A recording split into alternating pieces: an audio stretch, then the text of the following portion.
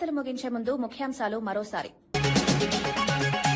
మూసీ ప్రాజెక్టుపై ప్రభుత్వాన్ని ప్రశ్నించిన హరీష్ రావు, మూసీ పేరుతో ప్రజల ఇల్లు కూల్చుతున్నారన్న విమర్శ, గాంధీ విగ్రహం కోసం ఇల్లు కూల్చాలన్న హరీష్ ప్రశ్న, మూసీ ప్రాజెక్టు పేరుతో రియల్ ఎస్టేట్ వ్యాపారం అన్న విమర్శ.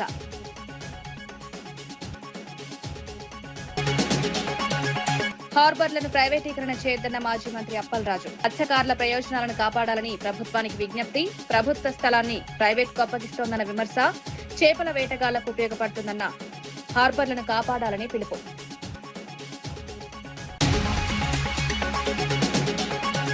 మూసీ శుద్ధికి మద్దతే కానీ ఇళ్ల కూల్చివేతకు వ్యతిరేకమన్న రామచంద్రరావు, పేదల ఇళ్ల కూల్చివేతను బీజేపీ వ్యతిరేకిస్తుందని వ్యాఖ్య, మూసీ ప్రాజెక్టులపై ప్రజల ప్రయోజనాలను కాపాడాలన్న వ్యాఖ్య, గాంధీ విగ్రహానికి అభ్యంతరం లేదన్న బీజేపీ నేత.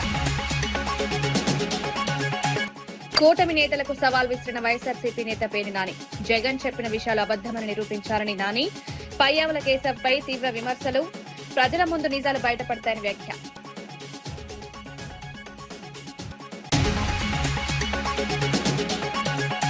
ఎంజీఆర్ పై వ్యాఖ్యలకు క్షమాపణ చెప్పిన నటుడు రాజేంద్ర ప్రసాద్, పొరపాటున చెప్పిన మాటలు క్షమించాలని, ఎంజీఆర్ దేవుడు లాంటి వ్యక్తి అన్న నటుడు, వ్యాఖ్యలపై వచ్చిన స్పందనను గౌరవిస్తారన్న నటుడు.